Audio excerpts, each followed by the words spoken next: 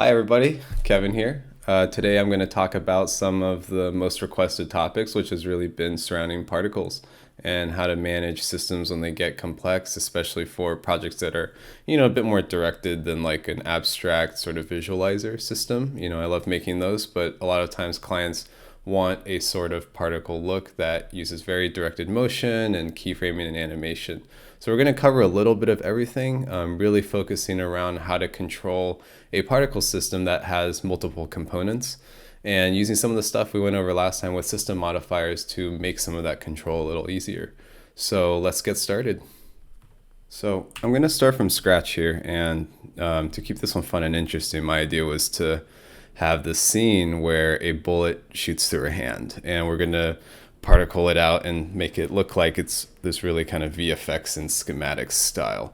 So first, I like to bring in models occasionally, and although I don't do a whole lot of 3D modeling myself, there's a lot of really great assets out there that you can use to really take your particle systems to the next level, giving them some type of form or structure.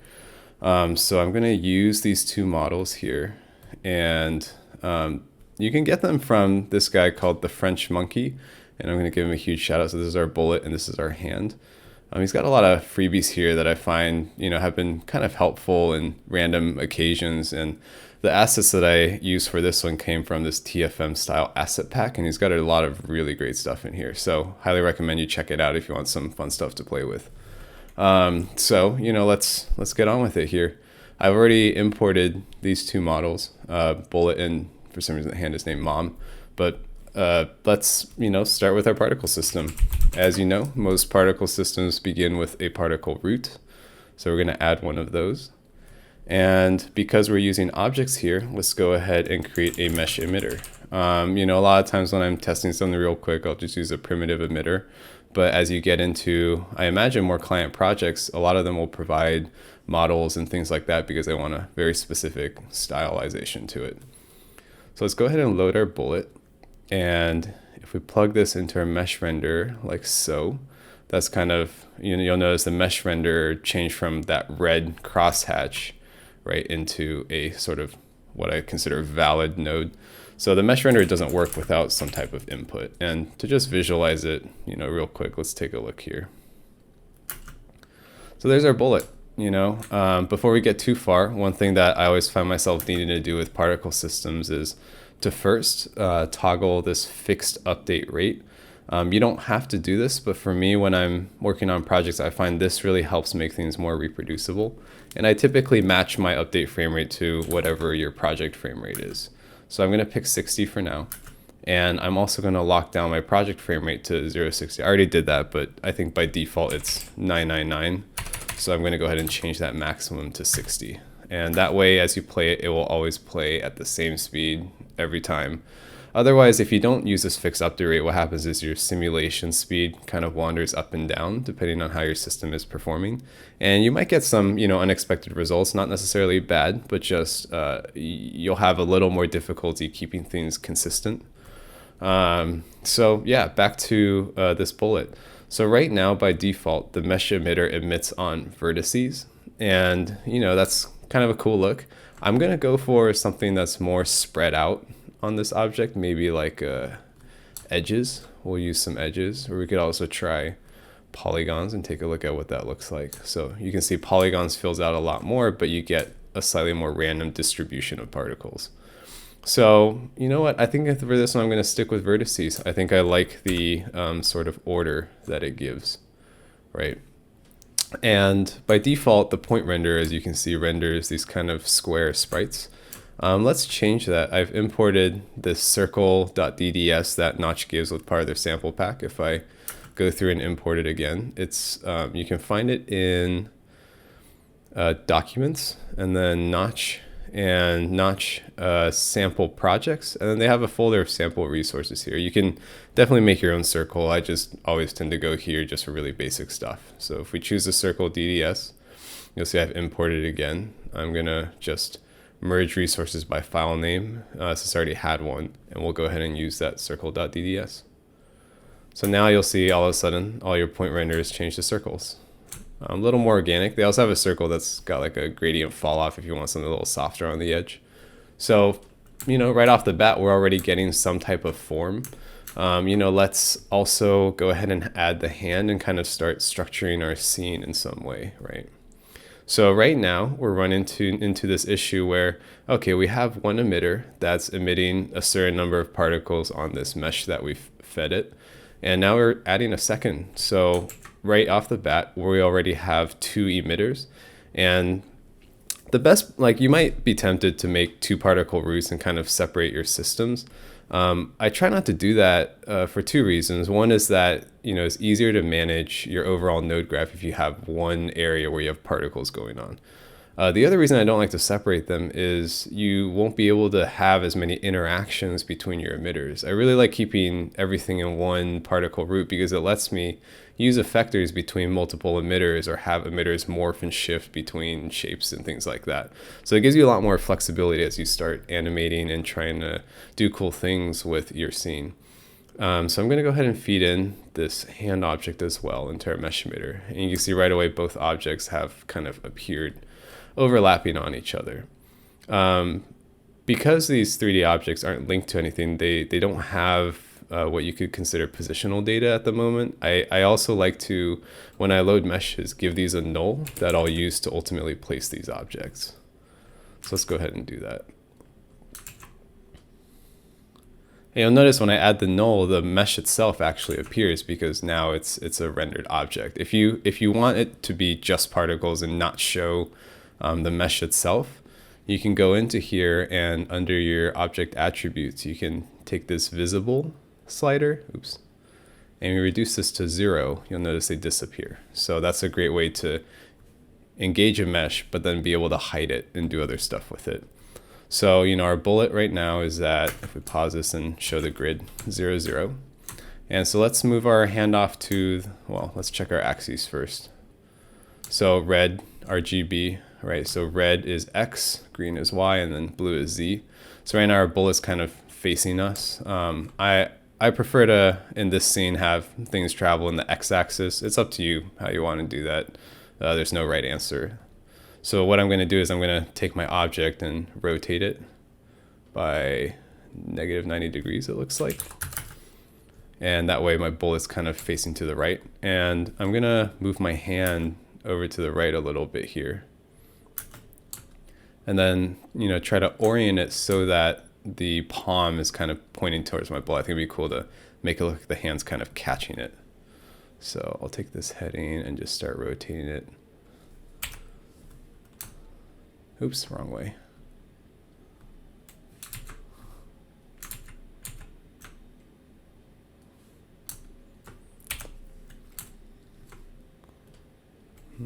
Almost there. Okay, cool. So it's kind of pointing towards the palm. It's a little hard to see, but I think that's okay for now. If you noticed, I did sort of my rotations on the object itself, and I'm doing my offset on this null. And I don't have a really good reason why I like doing that. I think it's because I like to think of this as an object-specific property like rotation. And then once I've given it the orientation that I want, I can then use this null that's aligned with my world axes to really accurately place this thing where I want it to be. So that way my axes always align between multiple objects. It's just a small personal preference thing. So I'm going to go ahead and move this hand somewhat far away. We'll come back to that later. I'm going to put a distance of 20, which is quite far, as you can see. But that'll give us some time to let this bullet travel before it gets into the region of kind of striking our hand. So let's focus on our bullet for now, right? It's not doing a whole lot at the moment. We're going to need to animate it moving from left to right. So, let's go ahead and set up a control for that. So I'm going to create this envelope modifier, and I'm just going to go ahead and rename this envelope modifier here to bullet, let's see, bullet movement. And what I'm going to do is I'm going to control this null's X position with my bullet movement modifier here. And, from my system control tutorial, I like setting these to multiply and setting a maximum in the item that I'm controlling. So I want my bullet to kind of start at 0 where it is right now. And when this value goes to 1, I want this bullet to get into the striking region of his hand. So if I make this match that X position, this bullet should now be where the hand is. And so as I move this bullet from 0 to 1, it should basically fly along this trajectory towards the hand. So right away, we've kind of made a bullet movement parameter. So that's great. If you try moving that around right now, you'll see that it kind of spawns particles as it goes, but the effect isn't quite there because the particles just kind of appear in our static. So we can start to look at how do we make these particles move and make them a bit more interesting. So right away, we can go back into our mesh emitter, and there's some really cool properties in here that I like to play with. Parent transform weight. What that means is when this particle is spawned, does it move with wherever this vertice on the mesh moves to? So as our mesh moves, right, this parent transform weight tells the particles to essentially follow the point from which they've appeared or were born. And you can think of it like a child, and this mesh is its parent. So does it transform with its parent? And if we increase this weight a little bit and we move this bullet, you'll notice that the particles, kind of stick to this bullet, which is a really cool effect for making it feel like this bullet is leaving traces in the air. You'll notice that they stick kind of uniformly, and real life doesn't really work that way. So to make it a bit more realistic, there's another parameter down here called parent transform randomness. And what that means is it'll randomize the amount that these particles are weighted to follow the parent, and you get a little more dispersion as this bullet travels. And already you can see it's starting to look quite a bit more natural. So that's a pretty cool look, so that, to keep us from having to keep moving this slider, I feel like we should just go ahead and keyframe this, not accurately for now, but just something to get us going here. So I'm gonna pause, go back to 0, which is home, click this K to drop a keyframe. Then a shortcut that I really like is if you hold down Shift, you can use left and right to jump by the second. If you look down here, you'll notice we're jumping by seconds. If you don't hold Shift, you jump by frames, basically. So let's say I jump 5 seconds into the future, and then let's go ahead and drop another keyframe at 1. So when I drop keyframes, I'll enter a value, and then I'll hit enter twice to tell it to make a key. I don't like it to auto key for me, so I've turned off this AK or auto key option. What that means is I'm used to Cinema 4D, where before it drops a keyframe, I can adjust this value to see where it ends up. And if I don't tell it to take a keyframe, it won't automatically take a keyframe. I think by default auto key is on. And what happens is when you change this value, like if I turn auto key on real quick, when you change this value, the moment you change it, you'll notice it placed a keyframe automatically for you. And I don't like that. I like to test it out before I make up my mind. So when I turn that off, what I'll do is I'll type in a value, and when I hit enter, it'll move it to that position. And then if I hit enter again, it'll drop a keyframe.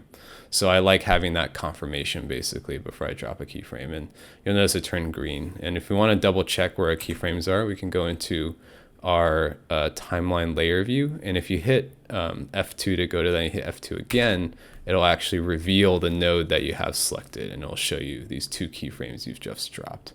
Twiddle that arrow down, you can see the ramp that it's on.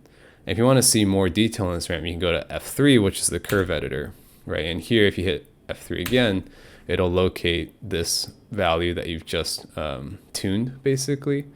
And I'm going to go ahead and solo it so you can see it. The shortcut A kind of locks it to frames, so you can see here we're going from 0 to 1 in about 5 seconds. So that's great. We just made our first keyframe animation. I'm jumping through that a little quickly, but maybe I'll go into a little more detail on some other tutorial. For now, you can see our bullet is flying from 0 to our hand, and some of these particles are kind of following it a little bit. So already we're starting to get a framework of this bullet flying towards the hand. So now let's look at perhaps stylizing some of this so that's a bit more convincing, and maybe you want some of these to totally not follow the bullet completely. You can, increase this randomness a bit more and play with these values to see what happens as you change them. So if I increase randomness and decrease transform weight, you'll notice it kind of leaves much more of a trail. But right now I notice immediately that this trail is very uniform, like it doesn't dissipate out at all, as you might expect from a bullet path. And we can do that by giving it a little bit of emission normal direction velocity. These two parameters are also really fun to play with in your mesh emitter. Let's try this normal direction velocity. You'll notice right away it dissipates outwards quite a bit more. And so that gives it a lot more of this sort of bullet feel. And if we, combine a little bit of transform weight with this dissipation, you'll get this really cool kind of like visualization of what's happening in the air around it. And that's really cool and fun already. As we're doing this though, I noticed that it's a little hard to tell that this is a bullet. It kind of just looks like a comet. So, to maintain this sort of schematic view, what we can do is go into this bullet object and we can go into this lines tab here. So instead of rendering the mesh, and getting this white glob, we can instead show some of the lines that are on the bullet in the mesh, and that might give it a sort of cooler schematic effect like you see here. Right, so that I think matches with this sort of style well and helps illustrate more that there's a bullet. And we should also use color, I think, to differentiate between what the mesh is and what some of the particles are. So we can right away give this line work on the bullet its own color. Let's do like, orangish. I think that's pretty cool. And we can decrease the alpha a little bit so that's kind of transparent. So now it looks really schematic-like, right? I think it's a really cool look there. And as it flies, now you can tell much more that it's a bullet. Another thing, as you're making scenes like this, it's important to remember what real life is like if that's what you're going after, sort of realism. And one thing that I know about bullets is that they should spin as they travel in the air, right? So let's give this bullet some spin. That's not something that I really feel the need to keyframe since it's a sort of constant motion. And instead we could potentially use a continuous modifier to have this bullet continually spin.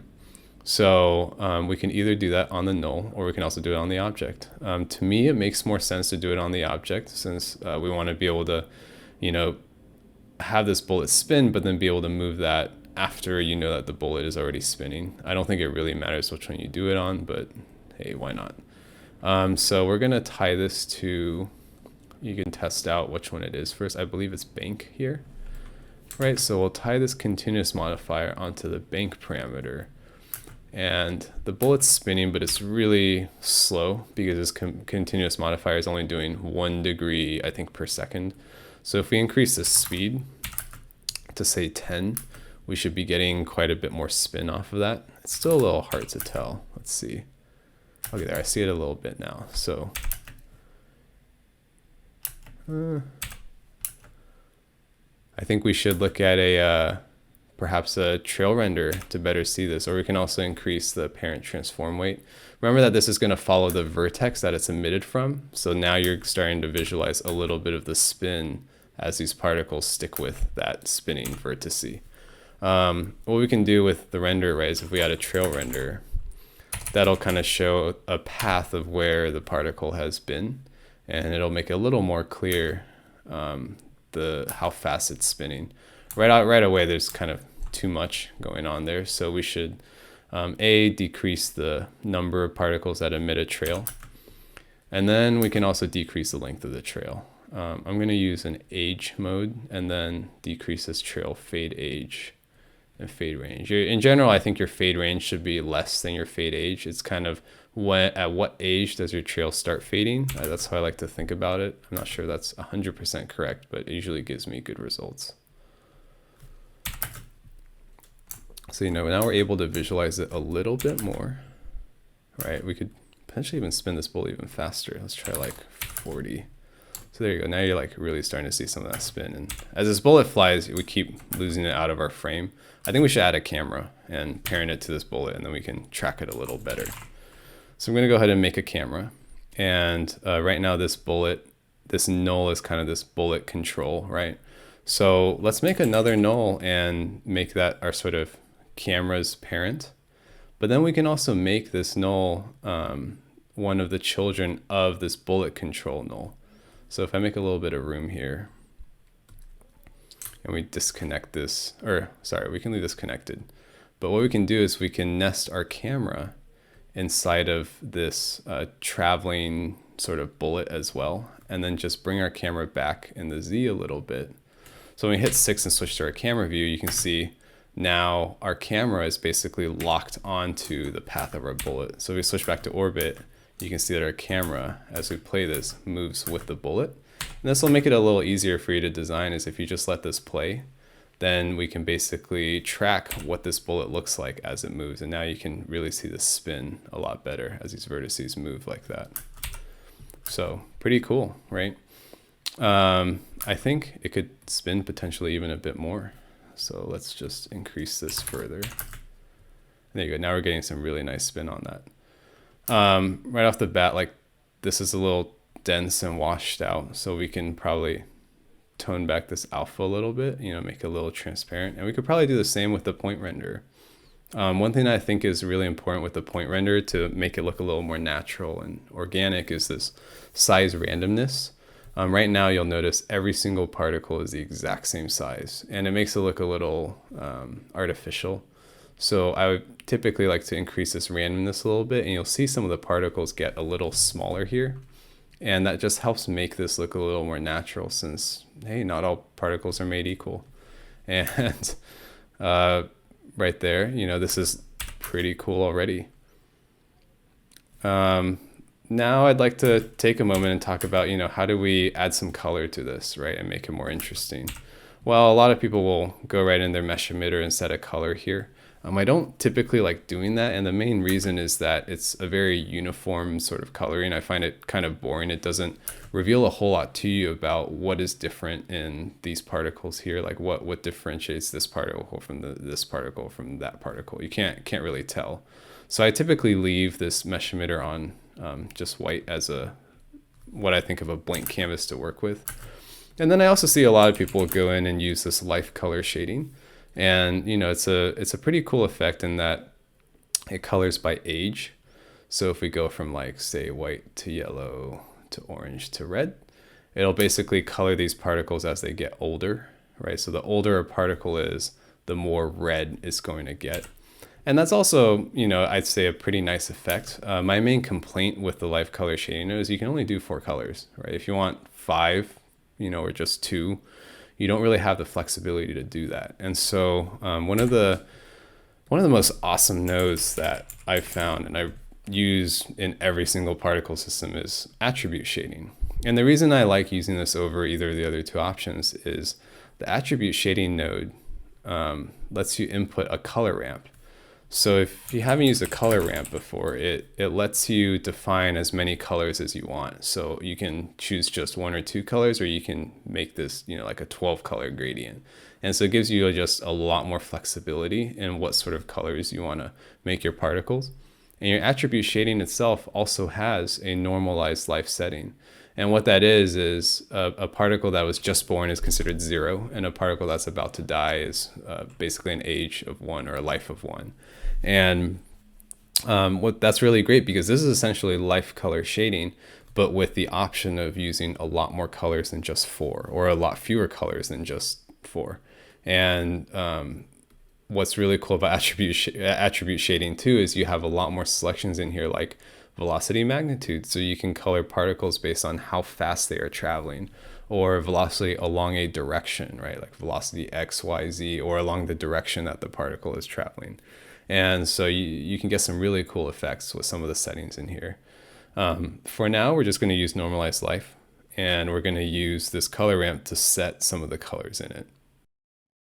One thing that I really recommend is presets.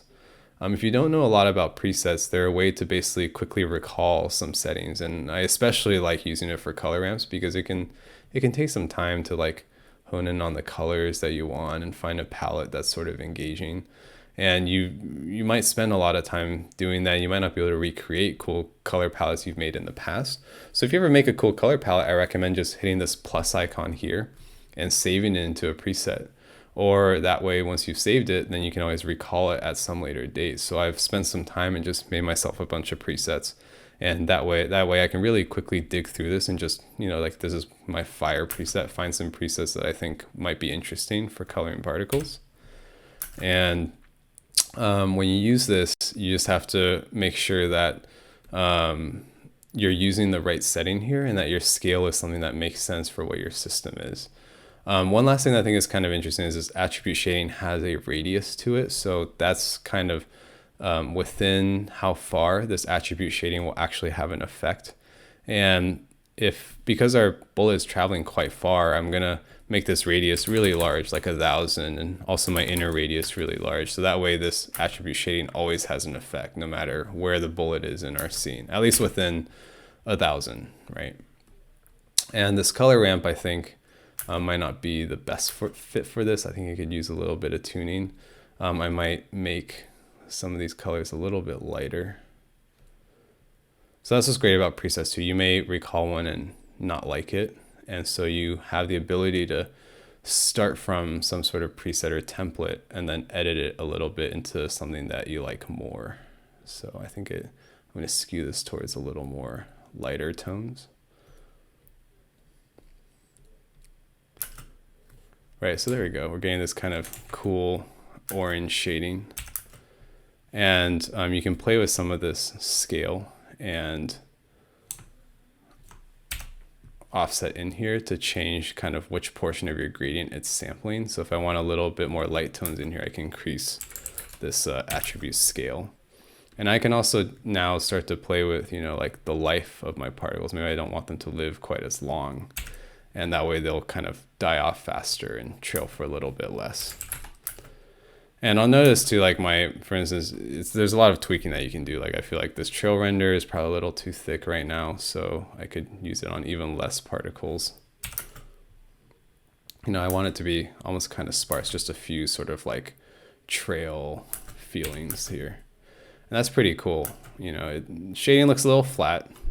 One of everybody's favorite post effects in Notch is glow. If we add a little bit of that, it'll give it some pop, and we can start, adding some of these to start tuning like what we feel this scene should come out looking like. I think tuning this threshold here is really important to make sure that you're not just blowing everything out and giving it just that little bit of pop, right? So flat shading and a little bit of glow really helps bring out some life in the particles. I think that's really nice. Maybe a little bit more even, right? So cool, we've got, some trails here. Some of the particles I feel like might be following a little too strongly. And then I want some of these to fly off even more. So I'm gonna increase my normal velocity a little bit here. So that right now I think is a pretty cool effect. We can also step out of our camera and get a better idea of what this is starting to look like. And turn off my grid so you don't get that crosshair. So cool, here's our bullet, right? We can also potentially even add like some line connection render. It'll give it a little more of like a high-tech feel. And right off the bat, that's a little strong. So I'm gonna decrease the number of max line connections to, just like 3. And I'm also going to uncheck this use locality grid. I don't have a great way of explaining what this locality grid does. I think the best way is for you to experiment toggling on and off to see what happens. My gut feeling is that the locality grid kind of uses where the particles start from to make these connections, whereas turning it off uses wherever they end up being to create these line connections instead of where they're just starting from. And in some cases, it can make it more sparse. In other cases, it can make it more dense, actually. And if you want these line connections to be longer, you can change this distance threshold so that you can see now these line connections reach a little bit further. So I kind of like that long connection, but I don't want so many. So again, you can use this particle use amount to just decrease how often that occurs. And maybe tune this particle alpha a little bit as well, right? So they're just a little bit transparent. Like it gets a little bit dense in here. I might just tone down the alpha in all of my settings just a little bit. Right, and here we're already starting to see a little bit of complexity. I mean, when I talk about particle system complexity, what I'm really talking about is just layering. The more things that you start to layer on, the more of a complex feel you're going to get. And instead of feeling like this simple thing, it really starts to come to life as you get a little bit of trails in here, a little bit of dots, a little bit of line connections. It starts to mesh together and form something that is really visually interesting. And if, another trick that I like to do when I want to make it even more layers is there's this really great and useful emitter called a trail emitter. And what that is it emits from particles that you've emitted. So it's kind of like this inception of particle emission. So you've emitted particles from the mesh, but then you can emit more particles from those particles you've just emitted. How I like to use these trail emitters is to hook them as a child of the emitter that you want them to act on. So this to me, visually speaking, makes a lot of sense, because first we're emitting from this mesh, and then we're emitting more from those particles that were emitted from that mesh. And if we go into this trail renderer here, there's a few settings in here right off the bat that I like to tune. The default is that there's no life randomness, so it'll kind of emit in like pulses, and I want it to emit sort of continuously without those pulses. So I typically bump this life randomness to 0.9, meaning the particles should be very random in terms of their lifetime. And what happens is that you get a much more even sort of emission of these particles. And another thing that I like to change here is I don't need 50 particles emitted for every original particle emitted. I'm going to tone that way down to like 4, it's just so it's less. And, as you add more emitters here, one problem that a lot of people run into is how do you keep track of how many particles you have? Like it's going to affect your system performance. You're going to hit ceilings on the sort of max particle counts here, as well as in your root node here, your number of particles. So what's a good way to, keep track of what's happening? One thing that I find really useful is in your particle root, there's this checkbox called show metrics. And if you check that, what it's going to do is it's going to give you a little printout of each of your emitters. And this first number is how many you've set for it in this max particle count. So 30,000 required or requested, I guess. It'll show you how many are active at this moment in time. So right now, there are 10,000 particles active for our first mesh emitter here. And then it'll give you an average count. So over time, roughly how many are active at any given moment, right? And you can use this number to better gauge, like, am I emitting enough particles, or am I allowing enough maximums so that I can emit that many particles? And one issue that I'm seeing right away is we've requested in total here 90,000 particles, but our particle root only allows for 64,000. So you're going to start to hit limits on some of these, and you're not going to be emitting how many particles you should expect. So right off the bat, I would just increase this.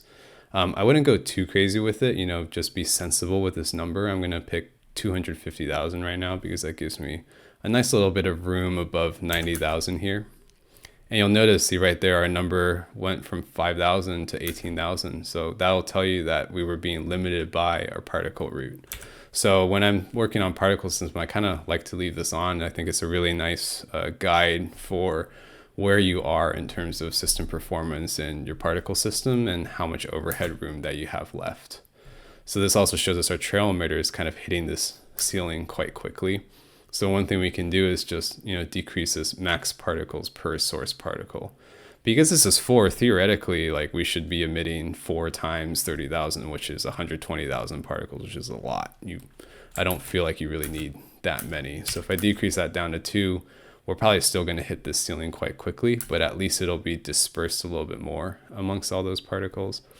And right here, I think these are some of the trail emitters that we're starting to see. You can also turn it off to see what changes, right? You'll notice that sort of center trail has disappeared.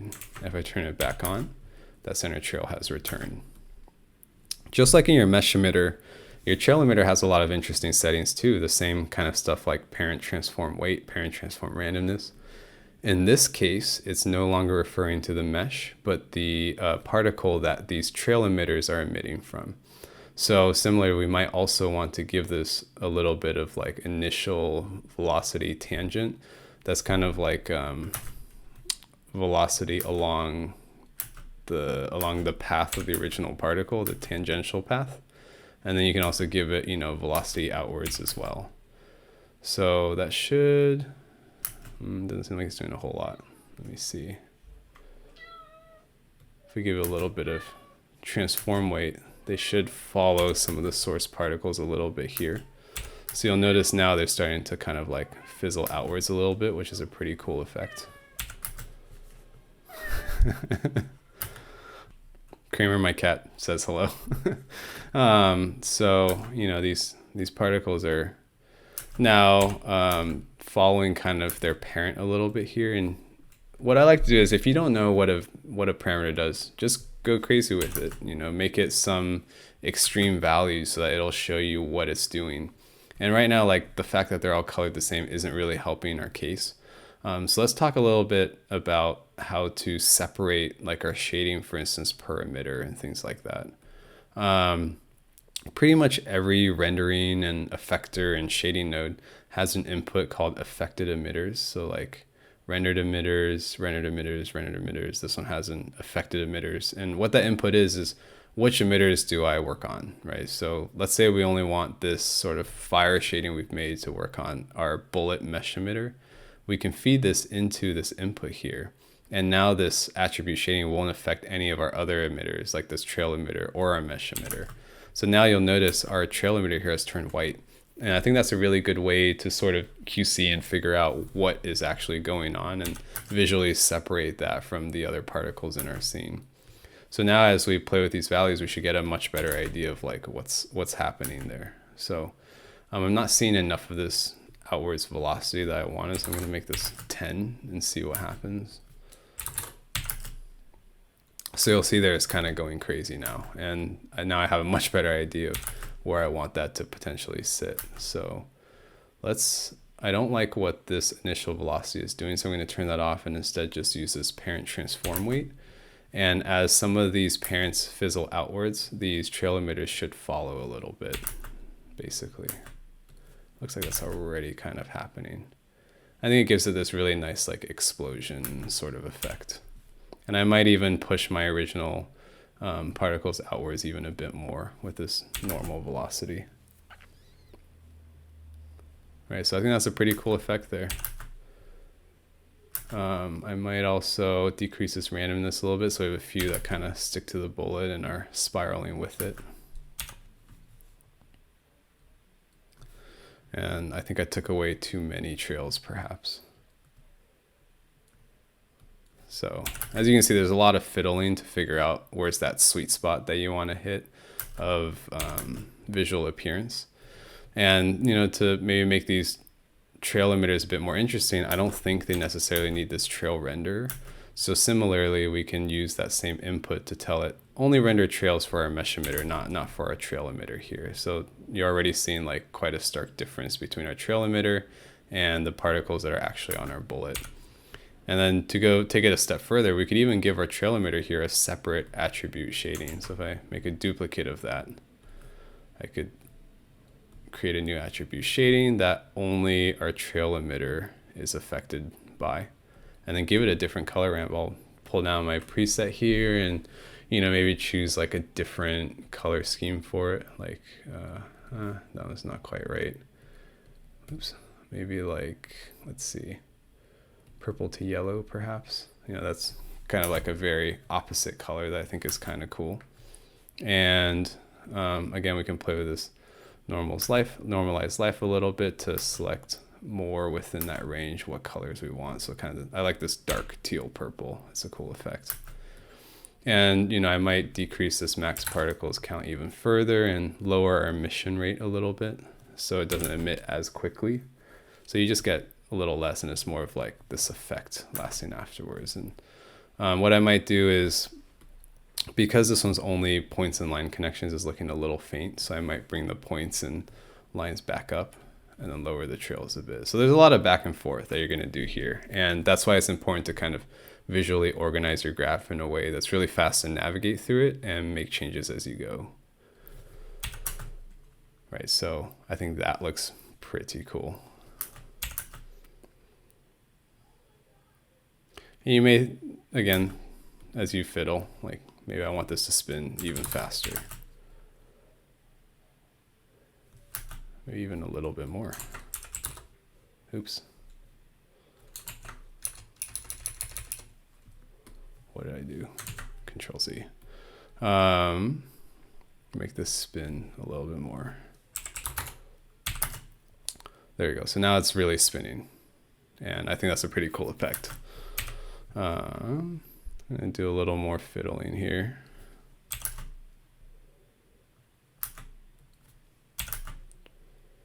Okay, so now, you know, as we layer more things like this trail emitter, we're starting to get a really large amount of complexity. And I think it really makes this bullet and this visual stimulus here quite interesting. So now we have our bullet, right? Let's look at our hand. We'll let this bullet reach its end position here. And if we jump back into our orbit camera, we can kind of move our orbit by doing Alt, Shift, and drag.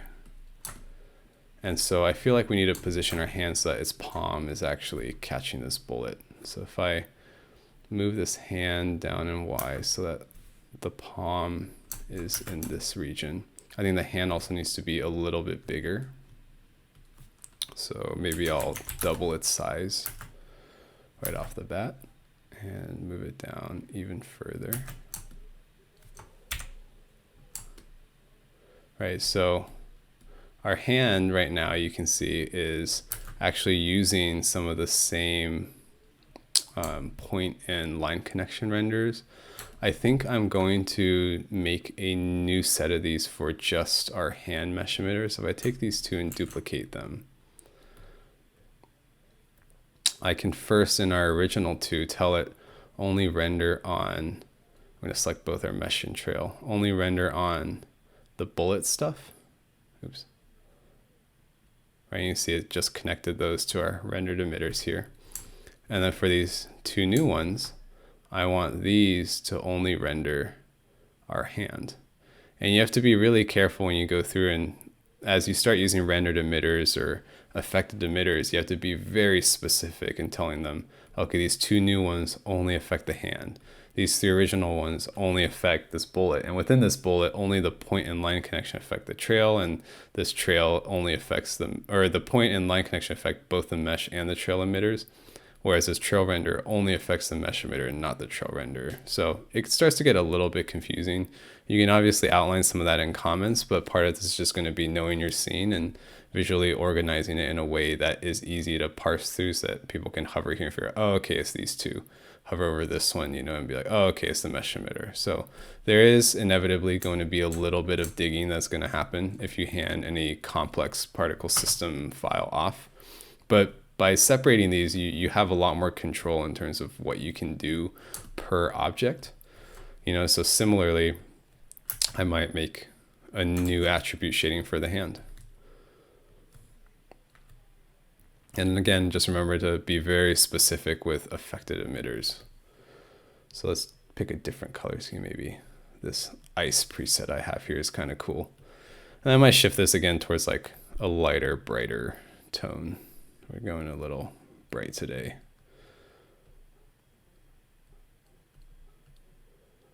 And you can see you can spend a lot of time picking colors. It's so much fun. You can make your whole system, then just start playing with colors to see what effect that has on how your scene looks.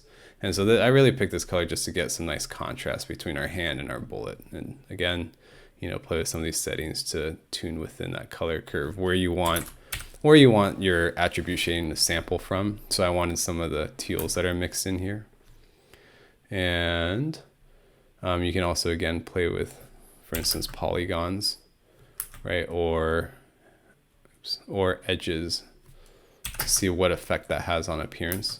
I really like this vertice thing today. Usually I like polygons, but this I think gives a really clear sense of form.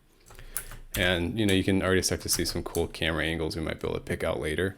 In general, when I animate, I like to sort of construct my scene first before looking at any camera angles or trying to animate those items. So, we have our hand here, and I think when the bullet hits, we want this hand to sort of explode outwards, or else it's kind of boring. So now we can start to look at effectors, right? I think the easiest way to have this hand explode from a center point is to create an effector where the radius slowly expands outwards or quickly expands outwards and causes the hand to explode.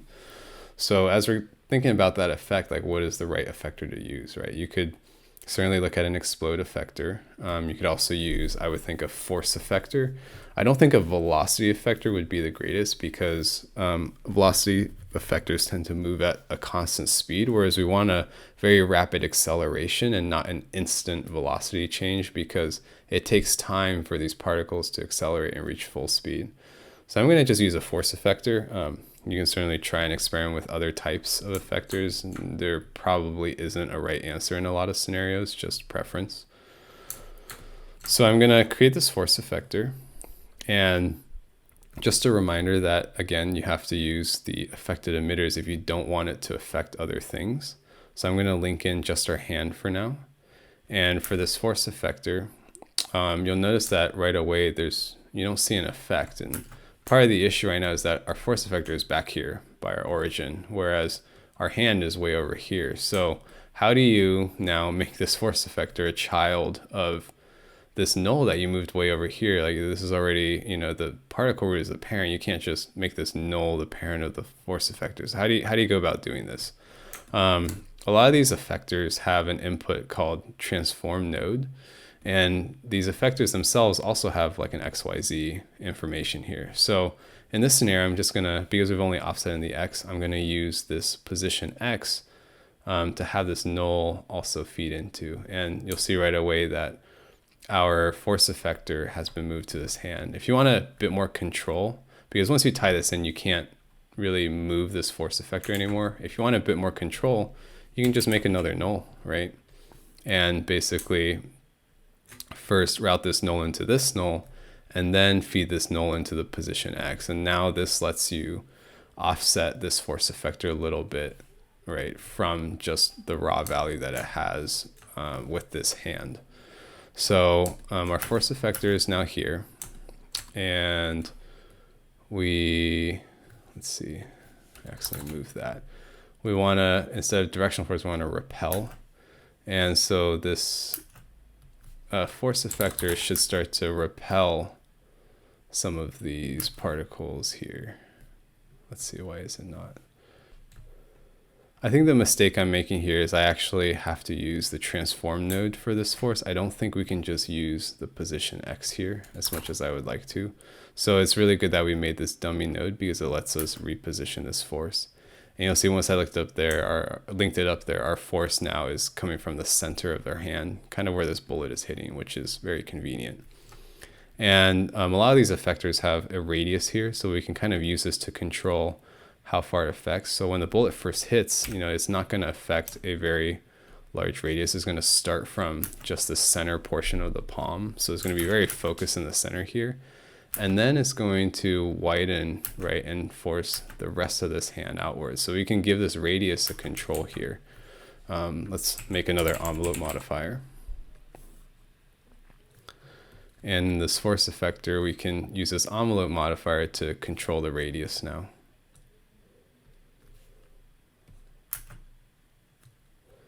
And basically, as this envelope goes from 0 to 1, our radius of this effector is going to grow and affect more and more of this hand. Oh, right, we have to set our ceiling first. So let's say like 10. So that affects the whole hand.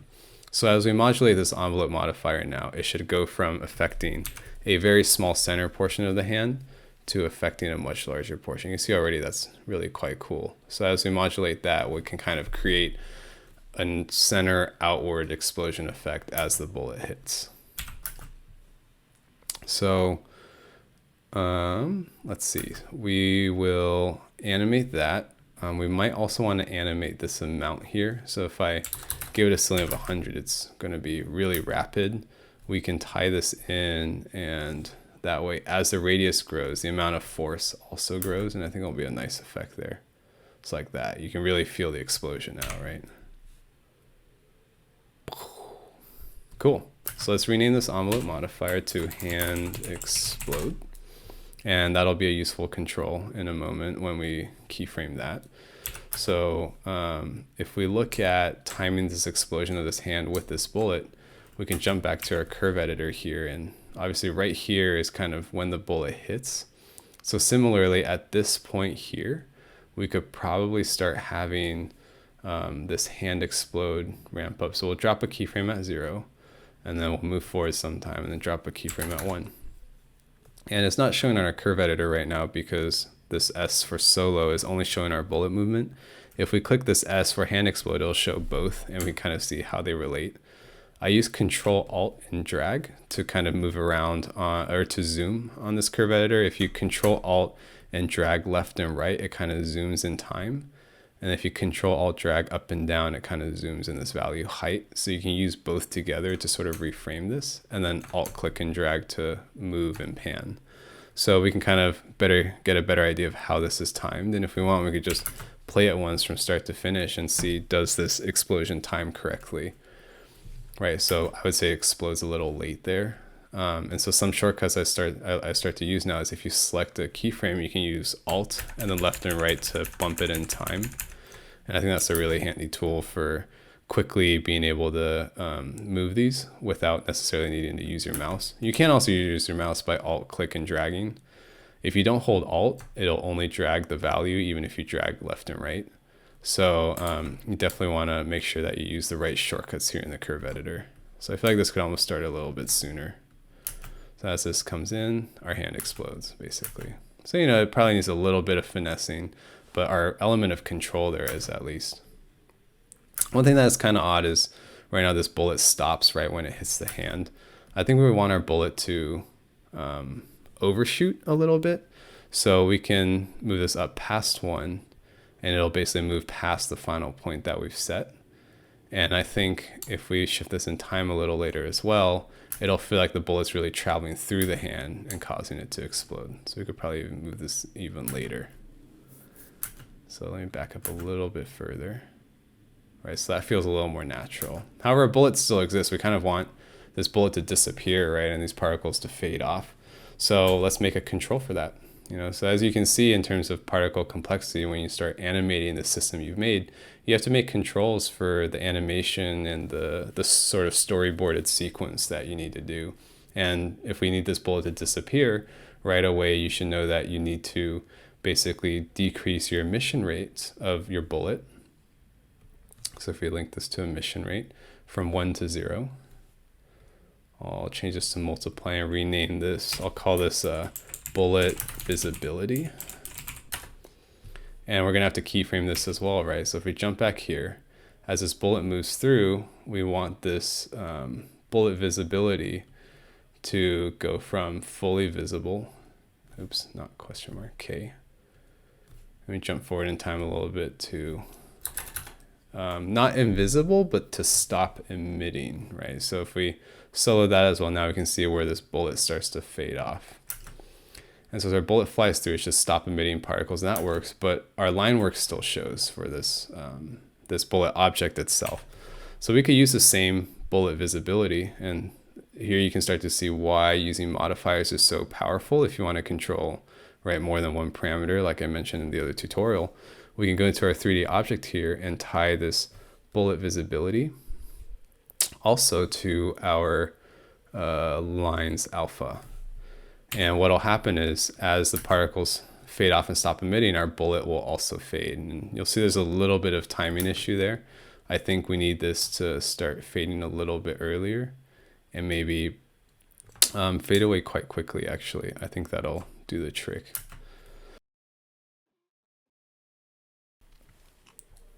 So you can see that that looks a little bit more natural right off the bat. I think that as we get in here in this bullet phase, this might even have to be a little bit more gradual, and this bullet might have to move a little further than that. So it really feels like the momentum is carrying on. Let's see, this could probably go a little bit further even. And you'll notice right now that all our keyframes are quite linear, and that's probably contributing to some of our issues here in terms of making this look natural.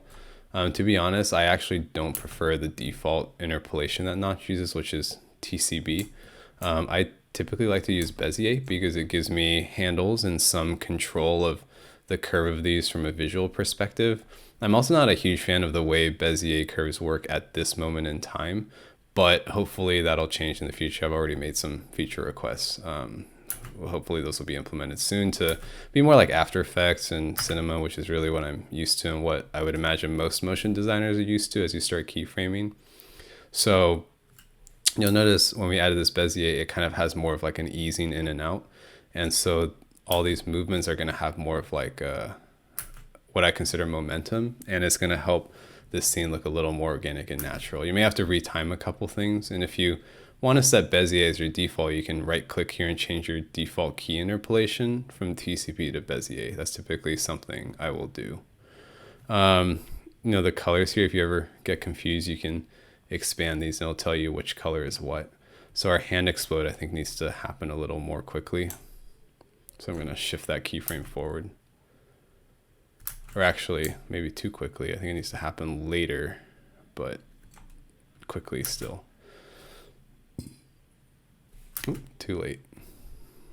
So, you know, this is where keyframing comes in. You're just going to have to go back and forth and figure out what the right timing is for your scene. So this needs to happen even earlier.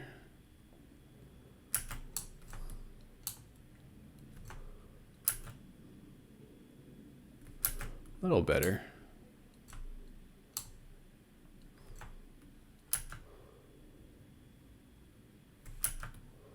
Not quite. I think this kind of needs to have this sort of upward arc. It needs to start suddenly and kind of ease off in this explosion. And I think we also need these particles to stop emitting from the hand. So similar to this bullet visibility control we have, we also need to make a hand visibility.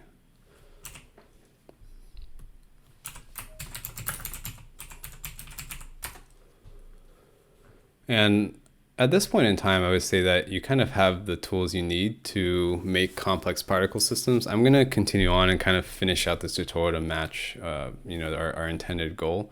And there's going to be a little bit of like tuning and thought process in here that you're welcome to watch. But, you know, if you're short on time, I would say this next portion is probably not as useful to you if you're just focused on layering particle systems and how to segment emitters, renders, effectors, attribute shaders so that you can layer many things into a single particle root. But I'm going to continue on here, so stick around if you're interested. Hand visibility, I'm going to tie this into mesh emitter, this emission rate here. And, you know, again, normal value is going to be 1. So after the bullet hits here and this thing explodes, I kind of want it to stop emitting. So I'm going to keyframe a 1 and then keyframe a 0. And I'm going to show it here so we can see it's this also green curve. I find sometimes the color choices aren't super helpful, but hey. So as this bullet hits the hand should basically explode and stop emitting. So I think that looks quite nice right now, actually, right? So this bullet flies through, hits the hand explodes, the bullet fades off. The bullet might even fade a little bit late now. So I think we can move some of this up in time a little bit.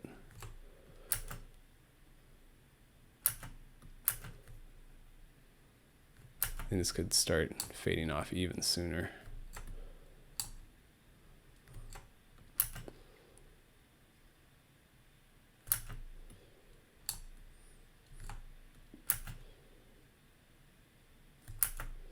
And I might want the hand to emit for a little bit longer than where it's at now.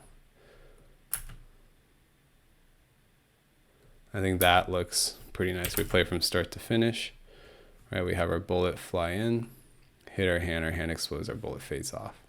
So this is really great. If we switch back to our 6 camera, we can see our bullet gets fired, it starts, it's got all these cool particles, and it hits the hand, it explodes, and everything fades off.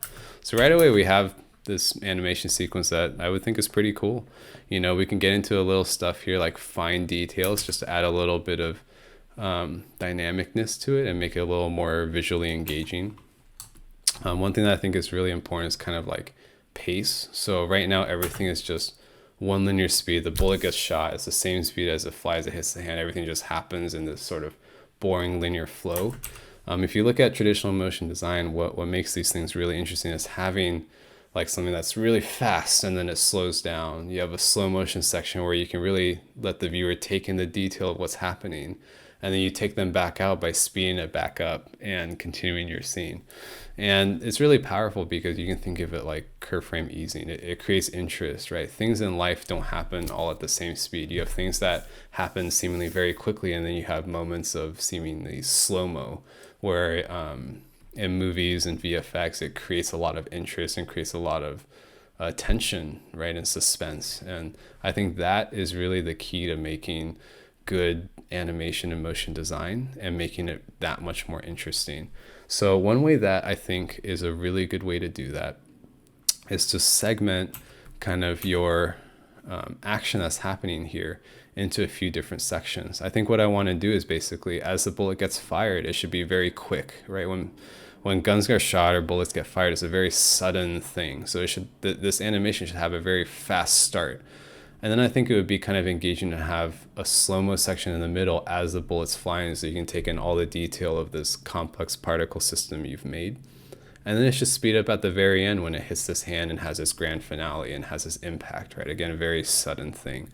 So we kind of want to have this fast ramp in, a slow-mo section in the middle, and then a fast ramp out.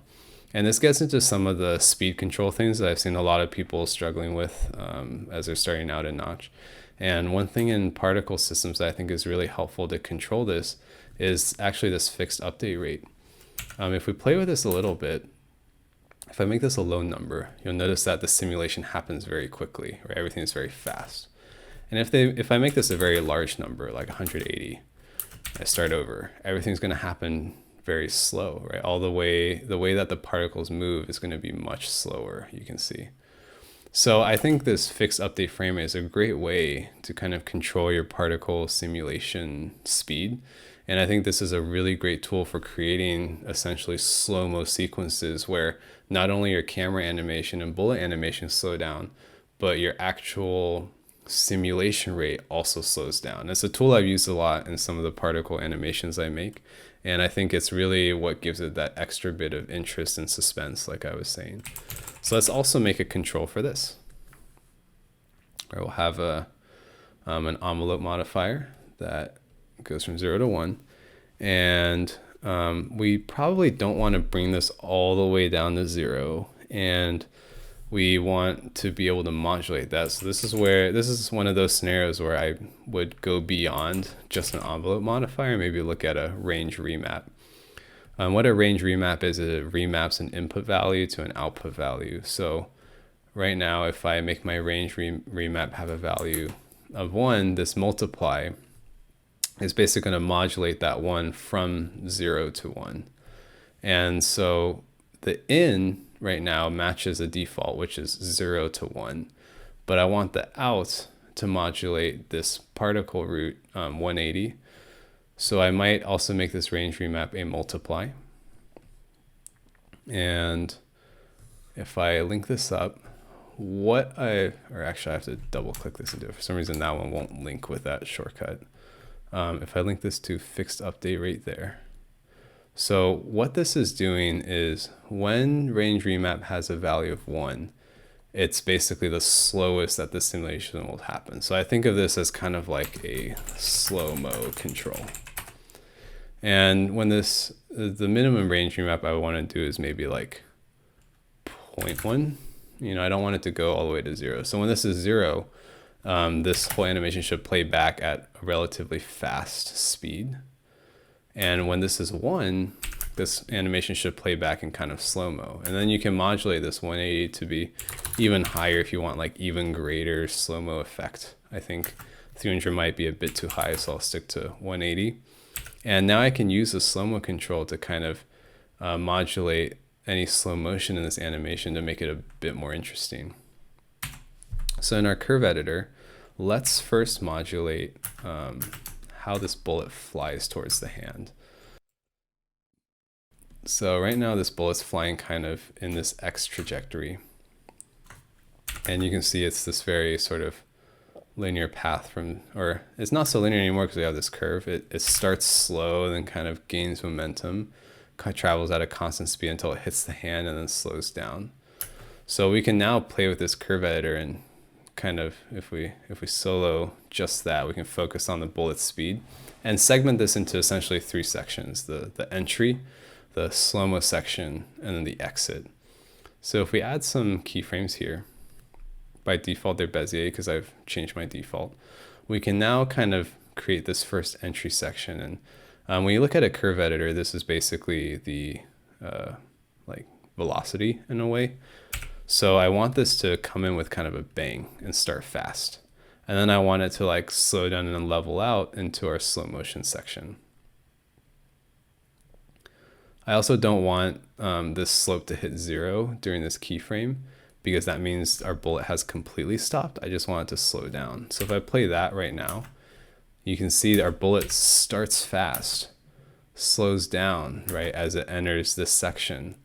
And then I'll use this next Bezier to kind of also not be non-zero, so our bullet has some amount of velocity in this region. So this slope is our bullet velocity on this path during this slow-mo section. I want this to be slower than the entry or the exit, right? So the bullet should come in fast, slow down for a moment, almost a bit more, I would say. Come in fast, slow down for a moment so that you can take in the detail. And at the end here, it should speed up and blast through our hand. And you'll notice our timing is a bit off, so we'll have to go back and adjust that. But here, we should basically have the speed ramp up. And at the end, I don't want it to slow down. I actually want it to speed up and kind of blow all the way through. So use the slope as a guide. You see we kind of made like a S curve here, a reverse S curve. So it fast, fast, fast, slow, then fast, fast, fast. So as we play this, it should go fast, fast, fast, slow.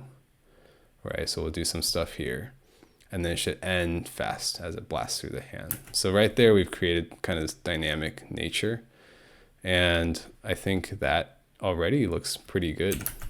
Not bad for a first pass, and it never hurts to like do some more tuning in here and get it more perfect. Like for instance, if I want this slow-mo section to be a little bit closer to the hand, I can just take these two keyframes and kind of move it up. And you'll probably have to play with some of these Bezier curves here to get it to behave correctly again. It's like this is now too steep. There we go. So it'll go really fast, then we'll get this slow-mo right before it hits the hand, and then it'll blast through the hand at the end. So I might tone this back a tiny bit. So you can already start to see the suspense that this makes. Like this bullet's traveling really quick, and then you have the slow-mo section right before it hits the hand, kind of like Neo Matrix bullet time sort of thing. And this is where our earlier control that we made for the slow-mo really comes into play. We can take the slow-mo control now and have our particle simulation slow down as this bullet slows down as well. So let's keyframe this parameter now. If we hit K for at 0, it should be kind of playing maximum speed, right? And then right around here is where we want this to start slowing down. So we'll bring this up to say like, oh, I don't know, let's just shoot for 1 and we can adjust this later. So in this scenario, we want the slope to almost be the reverse, because we want this bullet to be fast and then it'll suddenly hit the slow-mo section, at which point it should be slow for some amount of time. And then when it speeds up again, we want this slow-mo to stop being slow-mo and for the bullet to return to normal speed. Maybe not all the way, but you know, a little bit like that. So this particle system will kind of go really fast, then it'll slow down and it'll speed up again at the end. So if we go back to our camera, we might be able to see this effect a little better. So that's kind of cool. Everything happens really quickly. I might even nudge. A good shortcut is Control left and right. That'll jump you between keyframes on the layer that you have selected. Since these overlap, I only want the slow-mo. So if I use Control while I have the slow-mo selected, it'll select that keyframe, and I can use Alt to nudge it. Alt Shift, or that didn't do what I thought it would do, never mind, just Alt and nudge. So it'll start fast, then our slow-mo section starts here, so we also want to nudge these two keyframes a little bit later here, right? Oh. Starts fast, fast, fast, then it slows down as it does this animation portion, and it'll speed up again at the very end. So, you know, now we're tying together slowing down or speeding up our keyframes with also speeding up or slowing down our particle simulation. So you can see that gives this like really cool effect. I almost don't slow it down quickly enough actually. So still not quickly enough. Seems like it's got to be really sudden. That's still not sudden enough. Let's see.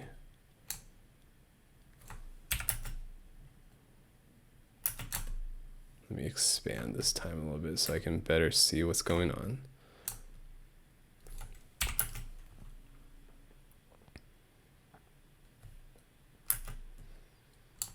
I think maybe this needs to be a slower ramp.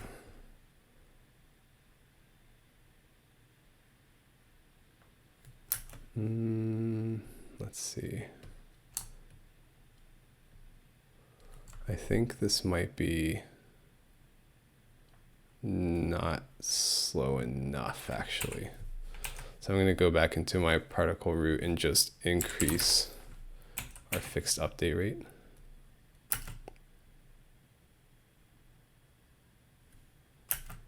That wasn't quite right either, I think.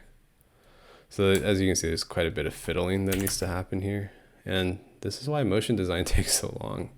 It's hard to get it to feel right. And sometimes you just have to spend some time and play with it and find some parameters that help you get it closer towards feeling right.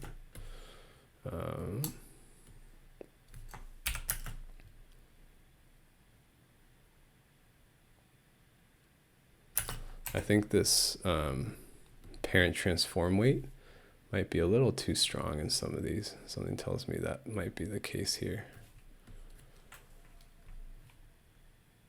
So let me decrease this a little bit.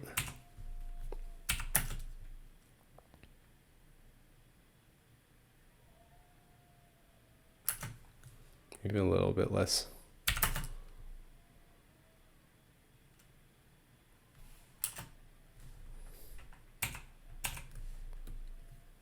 Let me make sure that this is having the effect that I'm hoping for. Fixed update rate.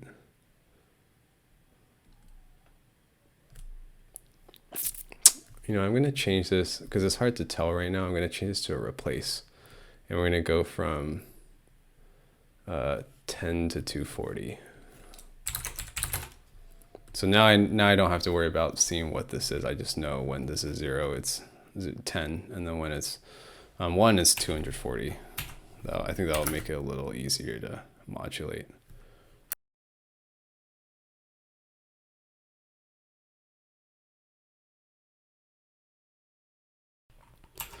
So I think I'm going to turn off this parent transform way. I don't actually want these particles to sort of follow the bullet as it's been doing. I want them to just leave this trail. And I think that looks a little bit better.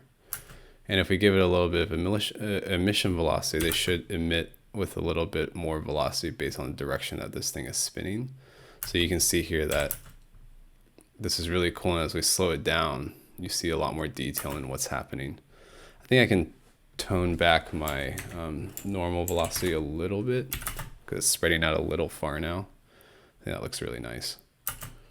So let's bring back a little more of these trails.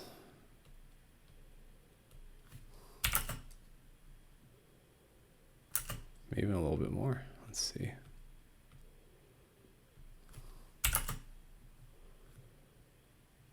There you go. That's a pretty cool effect. You can really see the way that this bullet is spinning as it travels. These particles come out and leave some trails. And then, you know, for the slow-mo here, we'll just make sure that it really hits the slow-mo at the perfect time. Like right when it's kind of hitting this slow-mo section, we should already be in particle slow-mo mode. You can almost start it a little bit earlier for just extra effect. And the more sharp this curve is, the more sudden it's going to feel as you hit this slow-mo. So that was almost a little bit too sudden. So fast, fast, fast, then slow-mo shot. And then we can speed up again once we hit this hand. So let's retime our hand a little bit because I think that has had some impact, this hand explode here. So our bullet's going, and then our bullet disappears too early. Right, hand visibility here.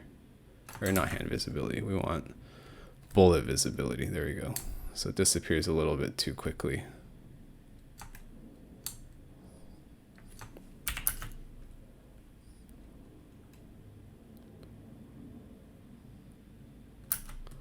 I think this could move towards the end a little bit faster.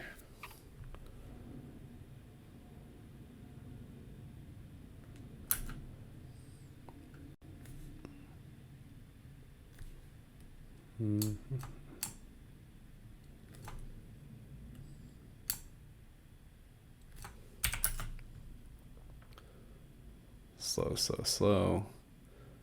And then our hand explodes a little too early. So we should shift this a tiny bit later here.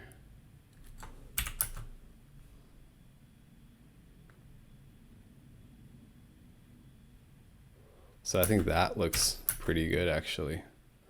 I might want our camera to keep moving a little bit at the end here. So I might add another keyframe after this because we want that, we like that final position, but we want our camera just to keep drifting a little. And we'll just match these slopes so that it kind of, camera keeps going and slows down. So we play that from start to finish. I think we're getting a pretty good effect here. And I noticed that as our hand explodes, let's take a look at just that real quick. As our hand explodes, it explodes a little uniformly, so we can add a little bit of randomness in our force effector here. And I think that'll help it look a little more organic, you could say. So our bullet comes in, hits our hand, and you can see it shatters much more. And I think that looks pretty good. I'm going to take this even a step further. I know this is getting quite long, but for those of you interested in seeing, some more animation, I think we can play with our camera moves a little bit and make this a bit more interesting, because right now our camera is so linear and just from this perspective that I think we can do a lot more with it and make this more interesting. So with our camera here, I'm going to control like a position Z. So I'm going to give this envelope modifier called cam distance. And we'll tie this into our position Z here. And then I also want to make a control for cam rotation. Call it cam rotation heading. I want the camera to kind of spin around this bullet. So I'll connect this to our heading here. And again, I'm going to set kind of maximums. So at most, I probably don't want to go over a 360 rotation. And I'm just going to remember to change these both to multiply. And then for our camera distance, right, I probably want, like, let me set maximums first. So I want our camera to, probably no more than -10. And I think that'll give it quite a cool effect. So let's look at keyframing some camera moves. This is fun. So I always put our camera in a null so that it stays focused on the null or the center of your scene. For these camera moves, I'm going to animate this kind of camera distance first, or let's do, camera rotation first. So I kind of want it to look at this bullet from like a straight on view, perhaps. So 0.75 here is where we get this straight on look. So our bullet kind of shoots at us. And then maybe we'll have, let me keyframe that. We'll have our camera kind of spin around once you hit this slow-mo section, right, to the side. Or let's go the other way. So to 1 here. And let's go ahead, let's remove these other ones except for, like, let's look at bullet movement because we know where the bullet is, and coordinate our camera moves against that. So right now we've got this camera that starts from a front on and then rotates to the side. And I think it should rotate all the way around to the back as you hit this last section here. So we're going to go 1.25. And so that'll rotate around the bullet as you hit your hand and end this cool explosion. I think that's a really nice effect. So you'll notice because we keyframe this Bezier, this middle section is flat, so our camera completely stops. And I think you lose a little bit of interest there. We want our camera to keep moving just a little bit slower. So I'm going to add another keyframe and then do kind of what we did with our bullet position and give these, just a little bit of slope to keep the camera moving. Like it can slow down, but not completely stop. And I think that's another really important principle in motion graphics is I don't feel anything should ever really stop. It should just slow down or speed up. At the end here, we can obviously have it end on this sort of cool, not profile, but straight on shot where we just get this full on explosion. And I think that almost happened a little too late there.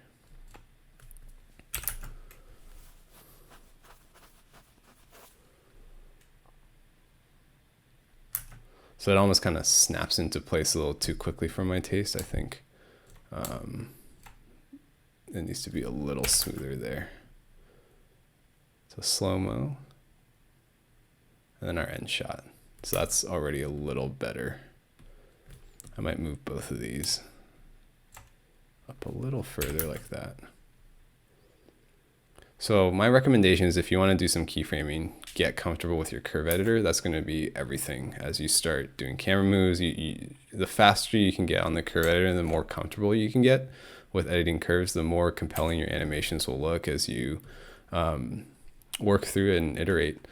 You know, so like now that we have a rotation, I might start looking at our camera distance, right? Maybe we have our camera start quite a bit closer, get some detail going on in this bullet.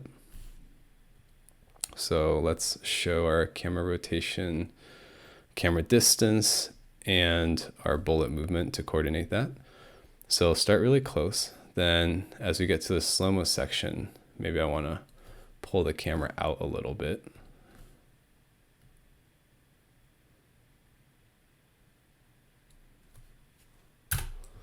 And so that's our yellow line. So we play that real quick. You can see that's already starting to look really cool. And then this end section, I might pull the camera out, just keep the camera pulling out so it doesn't ever stop, right? So here I want to give this a little bit of a slope. And I might, you know, similar to the way the bullet starts suddenly, I might want our camera to pull out quickly as this bullet gets fired. You know, I actually don't like the way that's going. I think I'm going to flip this. I'm going to have our camera start out far,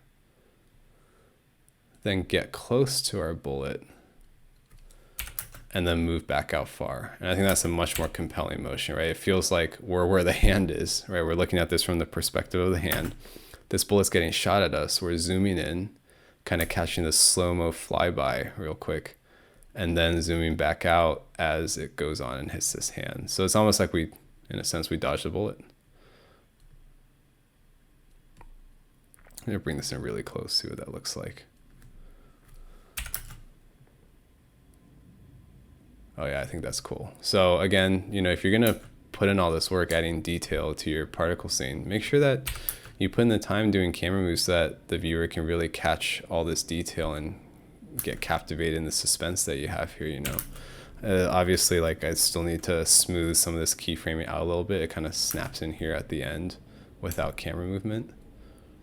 So I think we can use this unison of distance pull out and camera rotation to smooth that out a tiny bit. So it doesn't quite meld there.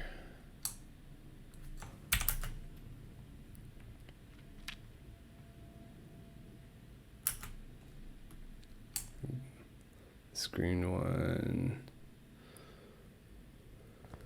Let's see, camera distance, camera rotation. Right, so this one can probably happen a little more gradually.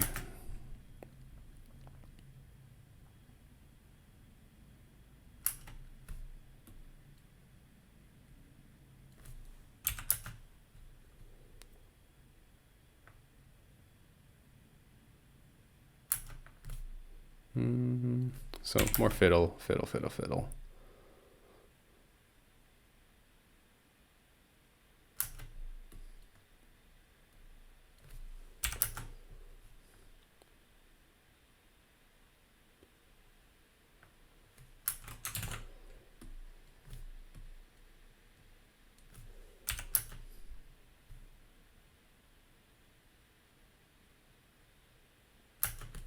I think we can pull our camera even closer here, actually. I think that's gonna do the trick for us.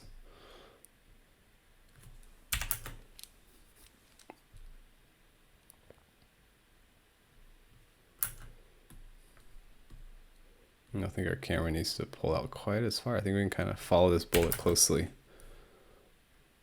And because we've made the bullet kind of the parent to our camera, it's really easy to have the camera follow this bullet. And I think that was a very advantageous move in the initial section. So I'm realizing I kind of want this bullet to finish its full spin around before the slow-mo accelerates again. So we get the slow-mo, slow-mo, slow-mo, finish spinning around, and then kind of wrap up its spin around the bullet as it flies through the hand. So I think that looks quite nice. I might even just delete this keyframe, have it finish this full spin as it's in the slow-mo section.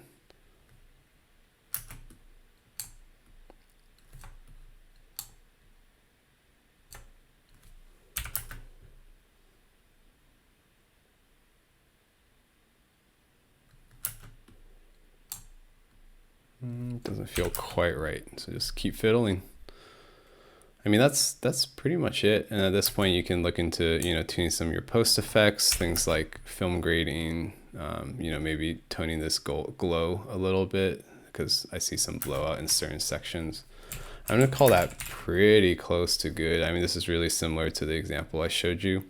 It obviously isn't the exact same. I think you can spend a lot more time fiddling with this and kind of gain it closer to the result that you personally would be happy with. Obviously, every project, if you really care about the project, every project is going to be limited on time. You can spend an infinite amount of time making this cooler, adding more layers, doing more with it, but at some point you're going to have to cut short your time and just make sure you have a deliverable. So making these modifiers is going to make it much easier for you to go back through, make changes, make iterations, that sort of thing. So, just be really conscious as you construct these files to make your job easier down the road so that you can make really good animation and impress your clients with this work. So I'm going to call that good, So here's our final product as we play it through. I think this is a really compelling animation with a lot of suspense. We have a system that layers quite a few items with multiple emitters, multiple attribute shading, effectors, and renderers. And we've kind of made a cohesive scene with good visual direction. I hope that wasn't too confusing or too fast. I kind of went through a lot there, and this tutorial got really long-winded. But I kind of wanted, it's hard to go into the complexity of this without making something interesting and without going over a lot of these other things that go into motion design and making something that's really cool. There's no reason to make a scene complex if you don't have good control of it and control that makes it interesting. So I hope this was helpful. And again, I'm happy to do follow-up tutorials where we expand on some of the stuff we went over here. Things like keyframing, I think could use a longer session on. Organization, I'm pretty happy with. You can obviously make particle systems even more complex. There's lots of other nodes in particle systems that I didn't even really go over here, but are useful and I use all the time. The Notch manual is a really great resource for learning more about those. Like showing metrics as you're developing this is really handy. And just make sure you turn that off when you go for your final render, right? So if we compare this to the thing that I made and spent quite a bit more time on, I'd say we hit the nail pretty close, right? We sort of made the same bullet speed and blowout effect at the end. I think I added another slow-mo section at the very end there. I think I finessed some of these trails a little bit more so it's more clear, and then the colors are a little different. I would say my glow is almost too much in this initial one. And I kind of like making things from scratch because you'll get a different result each time. It's a really great way to make iterations and play with the variables to see what you might get. You might stumble upon something new and get a completely different result. And that's the main reason why I don't like working from bins and templates is you get often tunneled into making the same thing over and over again and just trying to make, as I'm finding out, this same scene twice right now. I'm getting very different results and I don't hate either. They're just different. So, learn your particle systems well. Learn how you can control them well and make sure you give yourself enough time to iterate and fiddle with it so that you can get it to a point where you're happy with the result. That's it. I think I'm going to end it there. And, thanks for watching. Really appreciate all the support I've been getting so far, and I look forward to making more of these tutorials. So take care. I look forward to seeing some of the really cool stuff that you guys make. Until next time.